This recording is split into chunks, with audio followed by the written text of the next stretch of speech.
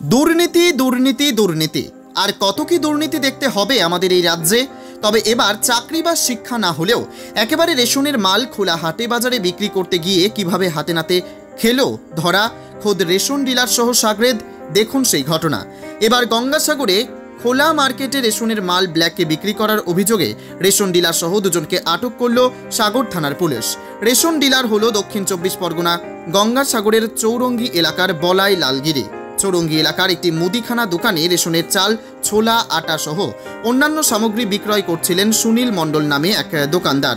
রেশনের মাল সামগ্রী বিক্রি করতে দেখে সন্দেহ হয় স্থানীয় কিছু মানুষের। তখন তারা দোকানদারকে জিজ্ঞাসা করায় দোকানদার অকপটে স্বীকার করে এই মাল তিনি রেশন দোকানের মালিক বলাই লালগিরির কাছ থেকে পেয়েছেন।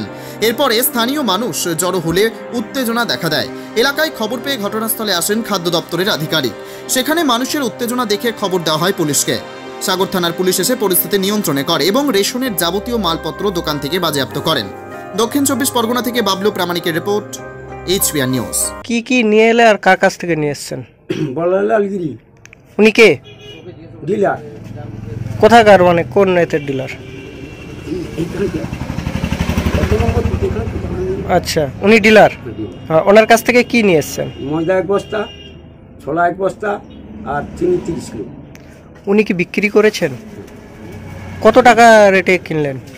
চিনি হচ্ছে 40 টাকা, ময়দা হচ্ছে বস্তা 1500 টাকা, ছোলা হচ্ছে 60 টাকা। টাকা পেমেন্ট হয়ে গেছে? না, এই প্রথম কিনলেন না এর আগেও? প্রথম। আমাকে এসে দেখে বললে মানে চিনি আছে, ছোলা আছে, ময়দা আছে।